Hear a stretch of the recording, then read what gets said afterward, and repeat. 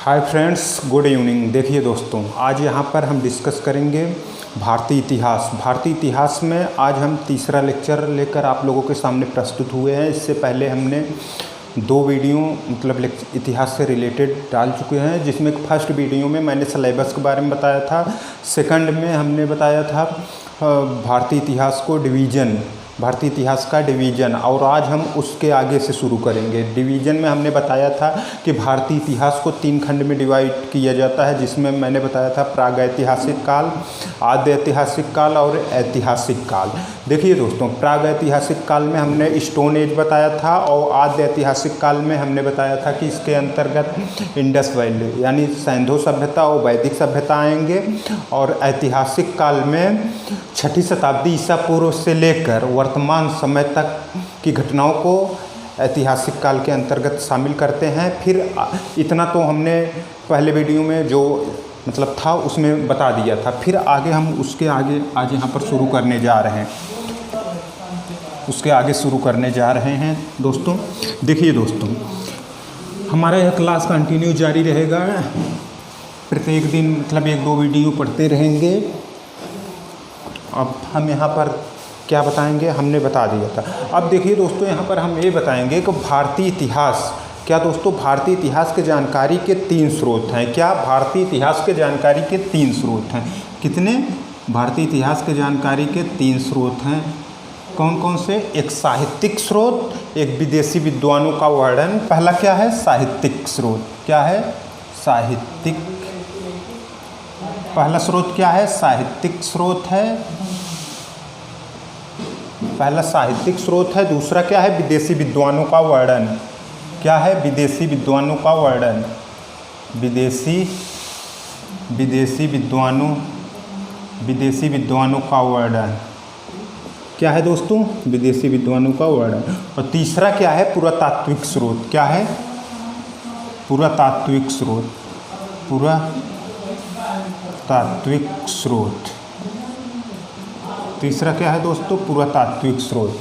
एक साहित्यिक स्रोत, विदेशी विद्वानों का वर्णन और पुरातात्विक स्रोत। ये क्या है? भारतीय इतिहास के जानकारी के क्या हैं? 3 स्रोत हैं। तो देखिए, हमने पहले क्या बताया? साहित्यिक स्रोत। अब हम इसको डिवाइड कर देते हैं कि साहित्यिक स्रोत क्या है, फिर उसके बाद हम बताएंगे विदेशी विद्वानों का वर्णन क्या है, फिर बाद में क्या बताएंगे? पुरातात्विक स्रोत। तो देखिए, साहित्यिक स्रोत में वो आएंगे जो भारतीय ग्रंथ हैं, जैसे भारतीय ग्रंथ में वेद हो गए और उपनिषद, पुराण, ये सब जो मतलब जो धार्मिक ग्रंथों के अनुसार जो हमें जानकारी हो वो साहित्यिक स्रोत के अंतर्गत आएंगे। और विदेशी विद्वानों के वर्णन, भारत में जो विदेशी विद्वान आए थे कई, उन्होंने जो मतलब अपनी किताब में या मतलब देखिए कई प्रकार के विदेशी भारत में आए थे। कुछ क्या आए थे? कुछ पर्यटक के रूप में आए थे, और कुछ जो है यहाँ पर राजा महाराजा के साथ आए थे, जो आक्रमणकारी आए थे उनके माध्यम से आए थे। तो जैसे सिकंदर के साथ आए थे उन्होंने, तो ये जो है कई पर्पस से भारत में आए थे। तो उन्होंने भी कुछ पुस्तकें लिखी हैं, जैसे अलबरूनी क्या, और फिर वो क्या नाम था, क्या है, इब्न बतूता, ये सब क्या है? विदेशी विद्वानों के वर्णन है। तो ये सब जो बताए हैं उन सब के अनुसार जो जानकारी मिलेगी उसे विदेशी विद्वानों का वर्णन का। और पूरा तात्विक स्रोत। अब देखिए दोस्तों, जो चीज़ें खनन से प्राप्त हुई हैं उसे हम किसके अंतर्गत शामिल करेंगे? पूरा तात्विक स्रोत के अंतर्गत, जैसे वो बताएंगे। फिर हम सबसे पहले यहाँ पर डिस्कस करेंगे क्या? साहित्यिक स्रोत। तो देखिए दोस्तों, अब हम साहित्यिक स्रोत के बारे में बात करने जा रहे हैं। क्या? साहित्यिक स्रोत।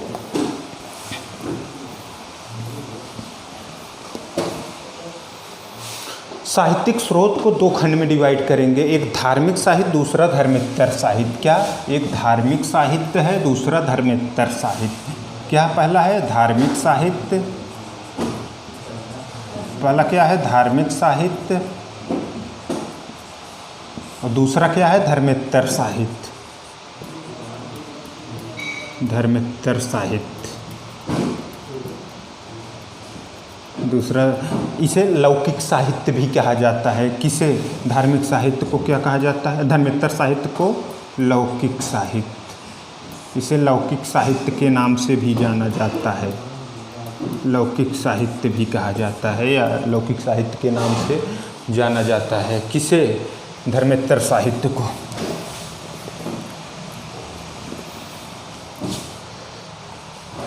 अब इसको 3 खंड में डिवाइड करेंगे। किसमें? ब्राह्मण साहित्य, बौद्ध साहित्य, जैन साहित्य। पहला इसमें क्या है?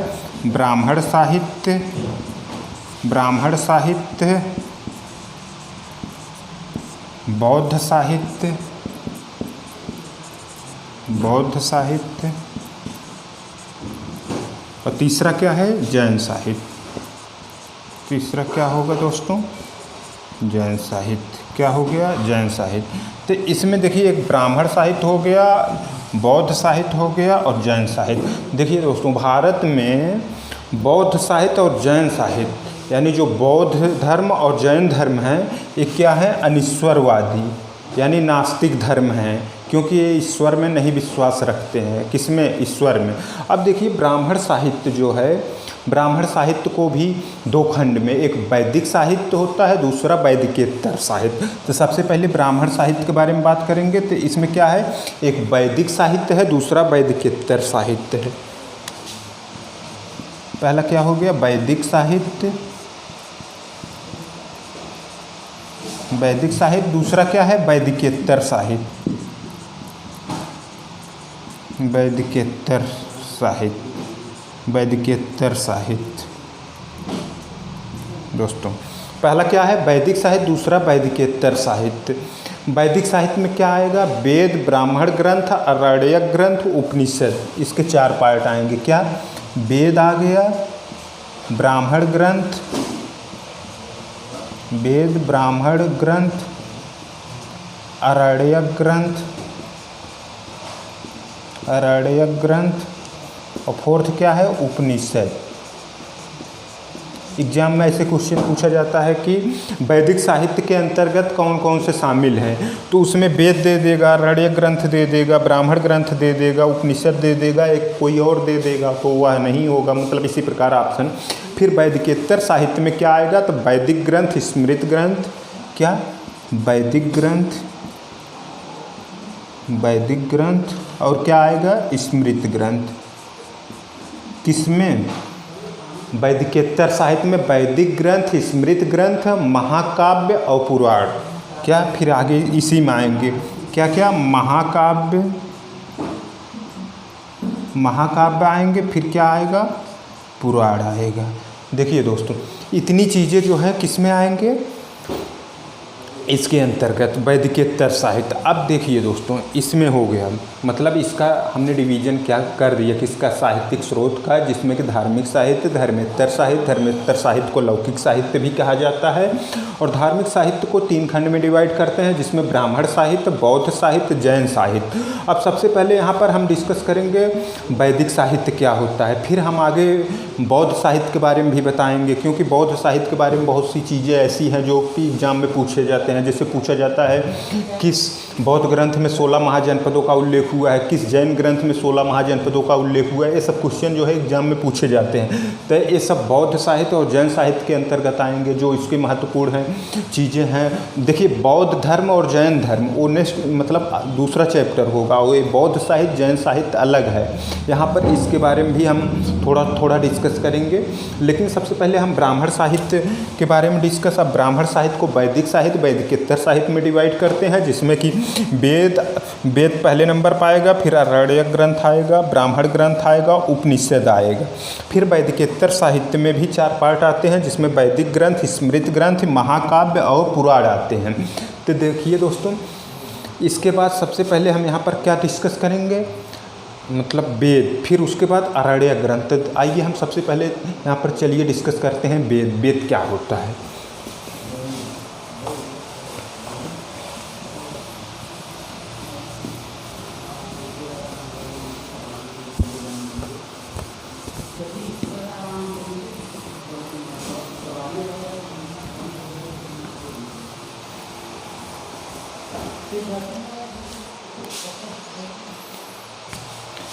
वेद, वेद देखिए दोस्तों, वेद का शाब्दिक अर्थ होता है ज्ञान। क्या? वेद का शाब्दिक अर्थ क्या होता है? ज्ञान, ज्ञान। अर्थात जहाँ पर ज्ञान संबंधित बातों का अध्ययन किया जाता है, या मतलब जहाँ पर ज्ञान संबंधित बातें संकलित हैं, उसे क्या कहा जाता है? वेद कहा जाता है। क्या? उसे वेद। जिन ग्रंथों में ज्ञान संबंधित बातें हैं उसे क्या कहते हैं? वेद कहते हैं। और यह ज्ञान किससे संबंधित है? ज्ञान धर्म से संबंधित है। ये देखिए, जहाँ पर ज्ञान संबंधित बातों को संकलित किया गया है वेद में, और ये ज्ञान किससे संबंधित है? धर्म से संबंधित है। किससे संबंधित है? धर्म से संबंधित है। क्या? ज्ञान। और इसलिए वेद को क्या कहा जाता है? वेद को धर्मपरक ग्रंथ कहा जाता है। क्या कहा जाता है?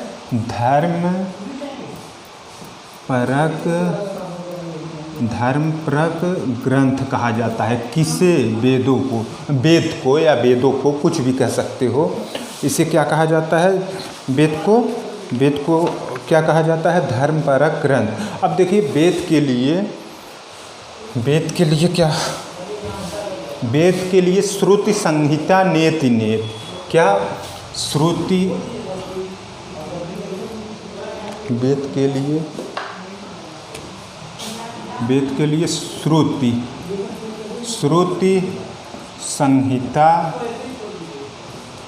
संहिता नेति नेत अपौरुषे। क्या? अपौरुषे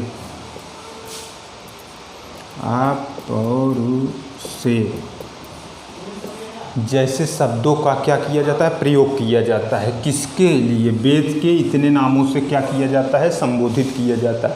श्रुति संहिता नेति नेत अपौरुषे। और जैसा कि हम लोग जानते हैं, वेदों की संख्या कितनी है? 4। ऋग्वेद, सामवेद, यजुर्वेद, अथर्ववेद। कितने वेद हैं? 4 वेद हैं। कौन कौन से? ऋग्वेद, सामवेद, यजुर्वेद, अथर्ववेद। कौन कौन से? ऋग्वेद, सामवेद, यजुर्वेद, अथर्ववेद। आगे हम डिस्कस करेंगे, जब वेदों के प्रकार बताएंगे तो वहाँ पर ये सब चीज़ें हम डिस्कस करेंगे।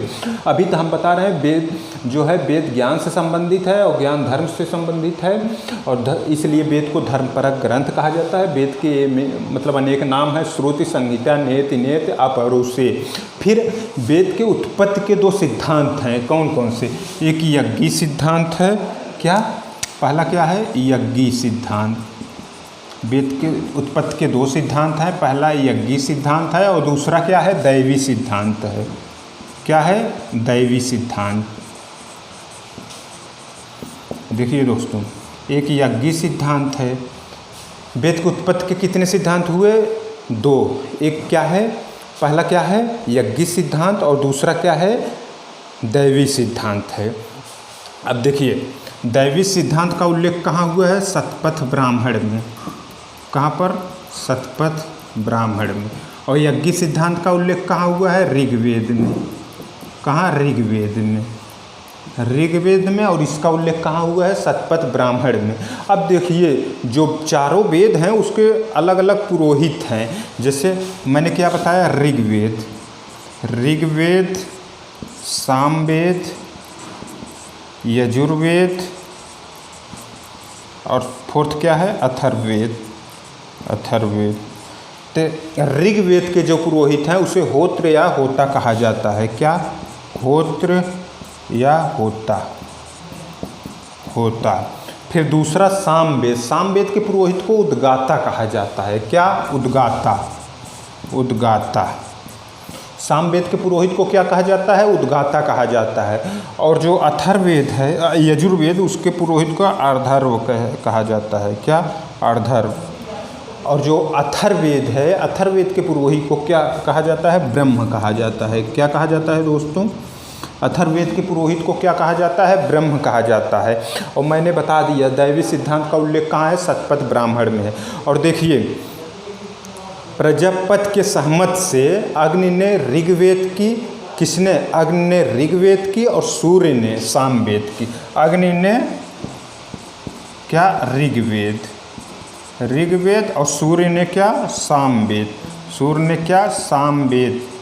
क्या? सामवेद के क्या किए थे लोग? वायु ने यजुर्वेद की। वायु ने क्या? यजुर्वेद की स्थापना किए थे। मतलब क्या किए थे? मतलब उत्पत्ति किए थे, मतलब वेदों की उत्पत्ति किए थे। अब देखिए, जो चारों वेद हैं इनसे रिलेटेड कुछ धाम हैं। जैसे ऋग्वेद से रामेश्वरम है, क्या दोस्तों, ऋग्वेद से रुकिए, ऋग्वेद से क्या है, रामेश्वरम। वेदों से रिलेटेड कुछ धाम हैं उसको बता देते हैं। ऋग्वेद से रामेश्वरम, रामेश्वरम। और सामवेद से द्वारिकाधीश, सामवेद से क्या है दोस्तों, द्वारिकाधीश, द्वारिकाधीश। सामवेद से क्या है, द्वारिकाधीश। और यजुर्वेद से बद्रिका धाम, यजुर्वेद से क्या है, बद्रिका धाम। यजुर्वेद से क्या है, बद्रिका धाम है। और अथर्ववेद से जगन्नाथपुरी है, क्या, जगन्नाथपुरी, जगन्नाथपुरी। तो देखिए दोस्तों, यहाँ पर हमने ये सब बता दिया। हम यहाँ पर थोड़ा सा ज्ञान मतलब वेद के बारे में बता दिया। अब आगे हम बताएंगे वेदों की संख्या 4 है, वेद में कितने मंत्र हैं, मतलब सभी बताएंगे कि ऋग्वेद में कितने मंत्र हैं, सामवेद में कितने मंत्र हैं, मतलब अलग अलग वेदों की क्या विशेषता है। जैसे ऋग्वेद की किसने मतलब इसके रचयिता कौन है, सामवेद को क्या कहा जाता है, जैसा कि सामवेद को भारतीय संगीत का जनक कहा जाता है। और इसके जो मैक्सिमम इसमें जो वो सूक्ति हैं वो ऋग्वेद से लिए गए हैं, इसलिए ऋग्वेद पर आधारित वेद कहा जाता है। और जो यजुर्वेद है उसमें क्या कर्म मतलब यजुर्वेद जो है क्या है, उसमें बलिदान उलिदान से रिलेटेड है। और जो अथर्ववेद है इसे जादू टोना से रिलेटेड माना जाता है। ये सब चीज़ें जो हैं जब हम अलग अलग मतलब नेक्स्ट लेक्चर में अलग अलग चीज़ें बताएंगे तो वहाँ पर डिस्कस करेंगे। और ये बताएंगे कि ऋग्वेद की उत्पत्ति कहाँ हुई थी, जैसे कि ऋग्वेद की उत्पत्ति सप्त सिंधु प्रदेश में, और सप्त सिंधु प्रदेश में कब से कब तक, जैसे 1500 ईसा पूर्व से 1000 ईसा पूर्व के बीच हुआ था, ये बताएंगे। सप्त सिंधु प्रदेश मतलब कहाँ था, यानी वर्तमान समय में इसकी लोकेशन कहाँ है और कैसे कैसे हुआ है, मतलब उस समय कौन कौन से देवता थे, उस समय कौन से पर्वत थे, कौन सी वनस्पतियाँ थी, ये सब चीज़ें, कौन सा मंडल कहाँ था, कैसे था, किसने किसका निर्माण किया था, ये सब चीज़ें जो है हम नेक्स्ट वीडियो में डिस्कस करेंगे। और देखिए दोस्तों, आप लोग मेरा चैनल सब्सक्राइब कर दीजिए और वीडियो को लाइक और कमेंट करिए। देखिए जो कमियां होगी आप लोग बताएंगे तो हम उसी के अनुसार मतलब अपनी कमियों को दूर करेंगे। ठीक है, थैंक यू।